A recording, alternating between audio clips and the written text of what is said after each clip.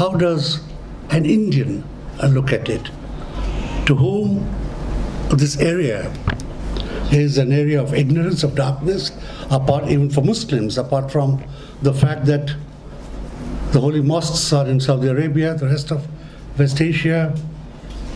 This politics, its nuances, is not something that is commonly discussed here, that is a part of the political discourse. So it is very easy for the larger population to swallow the lies that come in and to allow them to blind us to the reality of what is happening today in Gaza, today elsewhere, in what is now captured lands, the West Bank, that area of the edge of Asia. And how easy it is, therefore, for Indian politicians to celebrate relations with Israel without even the shadow of a doubt clouding it, without a question mark.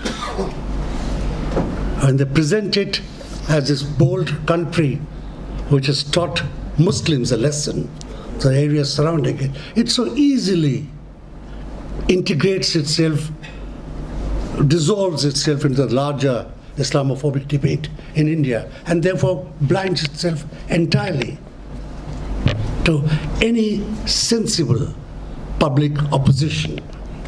It is today impossible, I dare say, to have a protest in favor of Palestine. Yeah, it wasn't so 35 years ago when Seema Mustafa and I were in that region reporting. It wasn't so. It was still possible to have a protest, to have secular discussions like this, not in the Indian Islamic Center, but with IPSO, in the heart of Connaught Place, in Parallel Bhavan, in other halls where people who are not themselves from the region, people who are leftists, people who are liberals, could come up and discuss it and express their anger. Today we see a total negation of all of that. And that is what I thought I would speak against. How do we then continue to be alive to be sensitive to what is happening there? Who is this 16-year-old, 13-year-old girl who dared challenge a fully armed Israeli soldier with the bare hands? With the bare hands pounding on his chest, and is punished for that. And the little children who then are killed. We all, in an earlier day, we would remember these people, and today the papers don't talk about it. It is elsewhere. We celebrate every little pistol and arm that we buy from Israel. We celebrate our own man when he goes there and others when they come here. Day before yesterday, or was it 3 days ago, there was a day like that celebrated here, celebrating the violence against Palestinians of all things. And all sorts of film stars and other VIPs were on the stage. It wasn't a meeting like this of victims and their supporters. We find ourselves in a situation where it is becoming impossible in India, which was for us reporters, what were the highlights of a career? It was to see Yasser Arafat in India with his headdress, with his pistols, being embraced by and embracing Indira Gandhi and all of us. And she and I had the distinction, I would say, of interviewing the same Yasser Arafat in his bunkers in Beirut.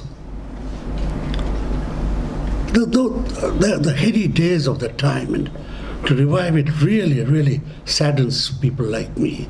And I get even more sad when I find in my own community a total illiteracy about what is Israel today and what are the people of Israel in the Old Testament. You will find very few people using history, using religious history, using cultural history to denounce these usurpers that sit in Tel Aviv and want to sit in power in Jerusalem as the people of God. And these are shibboleths, these are myths that we need to demolish. as much as we need to demolish the first myth, that is, that this is a brave country holding and controlling the spread of Islam, the IS and everything else. In fact, there I could pick up and say that among the few countries that the IS does not bother about, does not attack, is Israel. And that is something we should read about. So I've come here today to express not only my personal solidarity, but I think the solidarity of all peace-loving people with this very long struggle, a struggle of 100 years, of a people who are refugees in their own land. 3 generations, I mean, even we know in India, we had friends among Palestinian students, and today sometimes we meet the children who are studying in the same universities. 2.5, 3 generations of people, Palestinians, even I can claim to know. To express solidarity, a struggle so long, so deep-rooted, cannot but succeed in the end. It will take time. In India, we are talking about internal refugees. We talk of Kashmiri Pandits, and we must talk about them. We talk of other refugees, and Sri Lanka now is throwing up refugees, poor Pakistani Muslims who have been terrorized there, and some Pakistani Christians too. But to find an entire people dispossessed of the land of their forefathers under a pretext, a non-historical military project, is something that we need to be alive. And I hope the results are on the 23rd, and I do not know what they will be. This is not a place to forecast what the future government will be. But I hope there will be enough Indians who know what they're talking about, who see in Palestine not only a symbol of human resistance, the basic human love for freedom and a right to the land where the bones of their forefathers are buried. We see them, and I think government that will come will find a way to once again express solidarity, to use whatever clout they can in international fora to see that the people of Palestine live with dignity in the land that has been there for always and will always be there. I salute them as I salute this image of an old woman, and Seema was saying she could well be an Indian from Kashmir whose picture was published in newspapers someday as among the oldest people voting. And surely she could well be, because are we not one?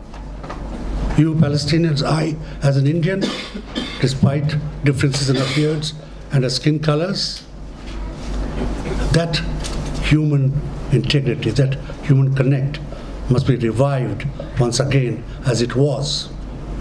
And we commit ourselves today to see that it will be so. I thank you and for this opportunity, and I thank you for in fact helping me revive my own memories and finding energy from the reservoirs that one doesn't know one has. Thank you so much.